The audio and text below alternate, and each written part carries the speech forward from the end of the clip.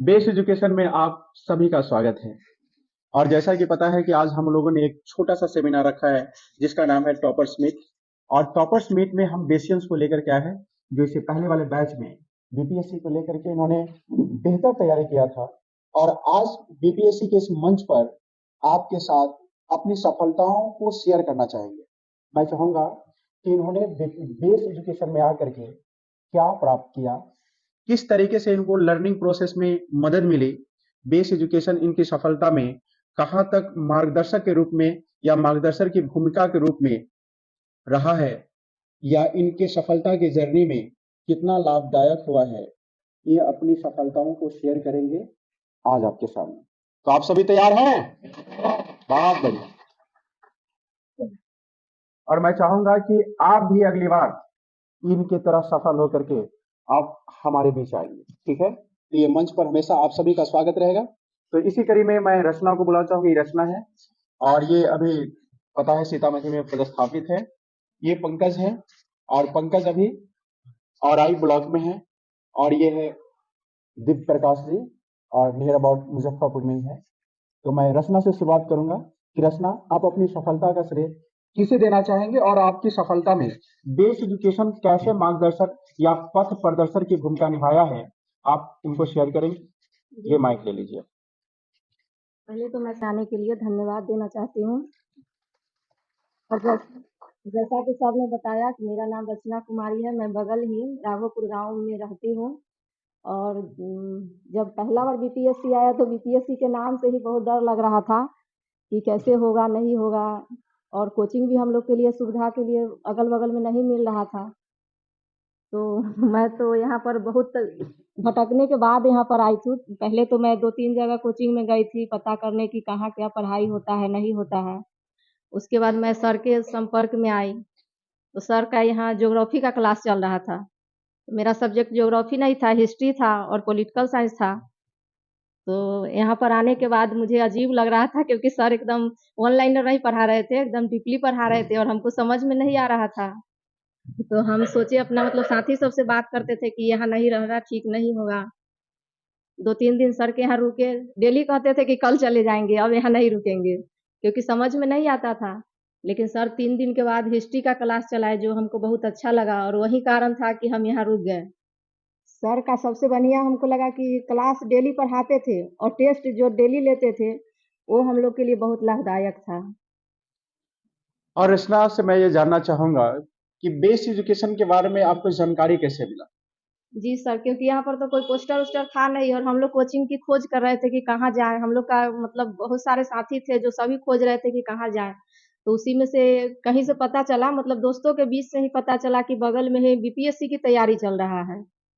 तो पहले मैं दूसरे को भेजी थी, मैं नहीं आई थी यहाँ पर पता करने, क्योंकि 3-4 जगह से मैं भटक रही थी कि कहाँ जाए नहीं जाए, अच्छा नहीं लग रहा था कि एक दिन किसी के यहाँ जाए और फिर घर पर वापस आ जाते थे। तो दूसरे को भेजा, अमितोष नाम का लड़का था, मेरा दोस्त था, उनको हम भेजे थे यहाँ कि आप जाइए, आप देख के आइए कि सर कैसा पढ़ाते हैं।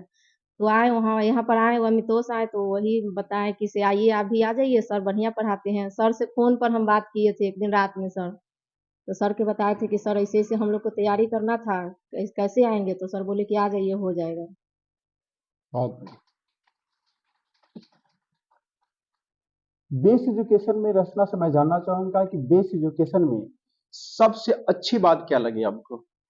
जी सर, सबसे अच्छी बात तो यही थी कि बीपीएससी डीपली पढ़ाता था और सर को पहले से पता था कि बीपीएससी क्वेश्चन कहाँ से पूछता है। तो सर ने जो भी हिस्ट्री और पॉलिटिकल में हमें पढ़ाए थे, हमें पूरा क्वेश्चन वहीं से आया था। क्योंकि डीपली अगर नहीं पढ़ाते तो आज मेरा रिजल्ट नहीं आता। हमने एसटीटी 19 का एग्जाम हम दिए थे, उसमें वन लाइनर ही हमको जानकारी थी, लेकिन उसके बारे में विस्तार से हम यहाँ आके सीखे सर। बहुत बढ़िया। और सर जो डेली का जो सर का सबसे बढ़िया हम लोग को ये लगा कि सर डेली का जो टेस्ट लेते थे तो यहाँ पर जो भी पढ़ाते थे तो हम घर जाकर उसका बढ़िया से अध्ययन करते थे। उसके बाद ही हम अपना से मतलब कुछ भी पढ़ते थे, लेकिन पहले यहाँ का पढ़ाई करने के बाद और डिस्कस करने के बाद ही हम दूसरा चीज पढ़ते थे।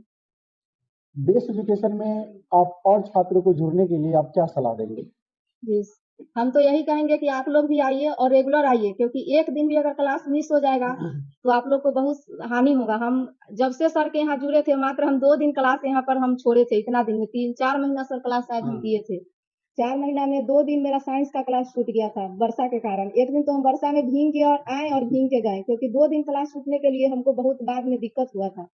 तो हम कोशिश करेंगे, आप लोग को कहेंगे कि आप लोग डेली आइए और अपने आस-पास जो भी है आपके मतलब जानकार में उन सबको यहाँ जोड़िए।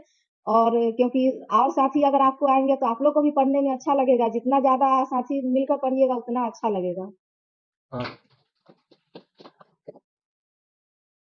बेस एजुकेशन के जर्नी में आपको कैसा लग रहा है? अब चूंकि पहले एक असफल बीएड करके घूम रहे थे, लेकिन अब सफलता का टैग लग चुका है। जी क्या सर। समाज में आपको कैसा बदलाव फील हो रहा है? सर पहले तो समाज में ऐसे भी महिलाओं को एकदम इस नज़र से देखा जाता है जैसे कि दवा अभी भी कहा जाता है कि इससे महिलाएँ बहुत आगे जा चुकी है, लेकिन गाँव की महिलाएँ के बारे में ऐसा अभी भी कहना गलत है। क्योंकि हम लोग गाँव में रहते हैं, तो हम भी यहाँ पर पढ़ने आते थे तो बहुत तरह-तरह की बातें मतलब सुनने को मिलता था, जिससे मेरा भी मनोबल टूट जाता था। लेकिन हम हिम्मत नहीं हारे। यहाँ पर आने के बाद सर यहाँ पर इस बेस एजुकेशन की सालगिरह थी। उस दिन भी हम यहाँ पर आए थे और आकर बोले थे कि मैं पहली बार में रिज़ल्ट लेकर जाऊँगी बेस एजुकेशन से। वेरी तो मुझे बाद में बहुत दुःख हुआ, क्योंकि मेरे साथी लोग बोले थे कि रिज़ल्ट आया नहीं है और पहले से चैलेंज कर दी है कि रिज़ल्ट आएगा। तो हम कहे थे कि नहीं, मेरा रिज़ल्ट आ जाएगा, क्योंकि हम उस तरह से तैयारी करते थे। अंदर से मेरा मनोबल टूटा हुआ था, क्योंकि मेरे आस-पास के जितने भी आदमी थे, हम जहाँ से पढ़े हैं वहाँ से महिलाएँ हैं क्या लड़कियाँ भी कोई नहीं पढ़ी लिखी है। वाह। तो जहाँ से हम निकल के आए हैं तरह-तरह की बातों का मतलब सुनना पड़ता था ताना, उसके सुनने के बाद भी हम उस सब बातों को ध्यान में नहीं रखते थे, क्योंकि मेरे पापा कहते थे कि अगर उसके बात को अगर सुन के घर में रह जाएगी तो जो वो करती है वही तुमको भी करना पड़ेगा।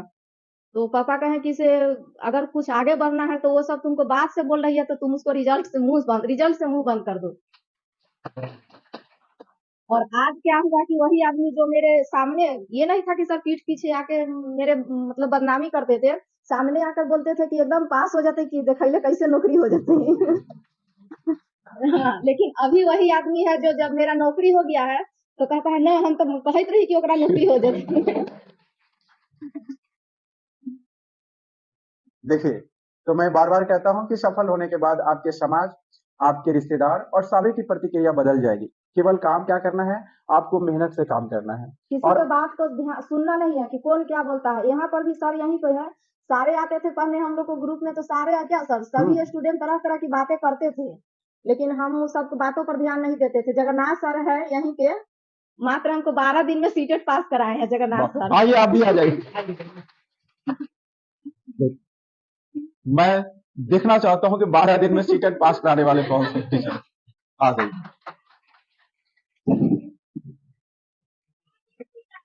Very good. देखिए, जी सर, जगन्नाथ सर मेरे सामने हैं जो 12 दिन में सीटेट पास कराते हैं।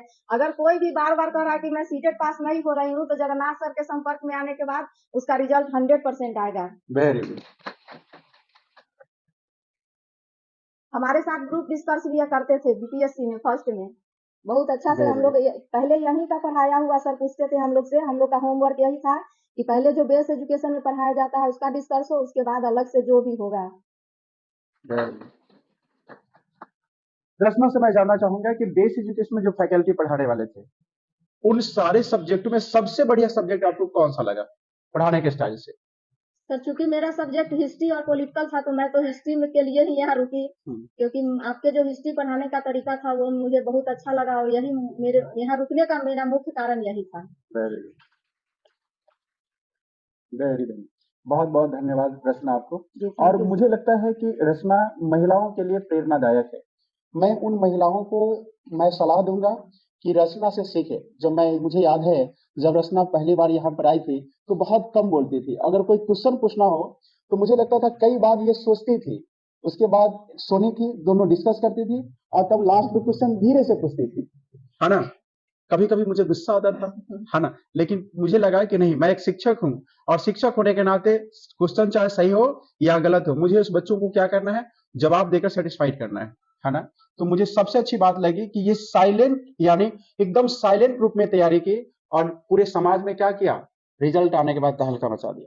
तो मैं चाहूंगा कि महिलाएं इनसे प्रेरणा लें और अपने करियर के प्रति काफी सजग रहें। जी सर, गाँव में मतलब अभी हम 5-6 मतलब लड़की में तो हम अकेले महिला में थे ससुराल में, क्योंकि मेरे यहाँ कोई पढ़ी लिखी नहीं थी उतना। और लड़का सभी गाँव के मेरे थे 5-6, जिसमें से मैं अकेली ही निकली। भगवान का दया था और सर का आशीर्वाद था।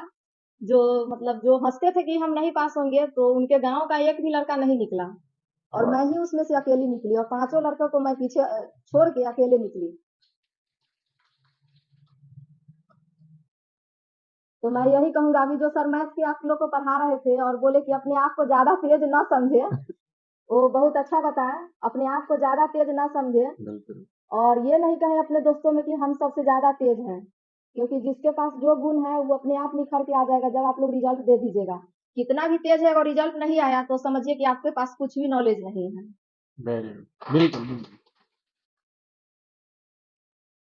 वुमेन्स एम्पावरमेंट का एक जीता जागता उदाहरण रचना आपके सामने उपस्थित है और रचना से सुनकर के मुझे लगता है कि बहुत सारे हमारे यहाँ की बेटियां और बहनें प्रभावित होंगी और अपने करियर के प्रति सजग होंगी।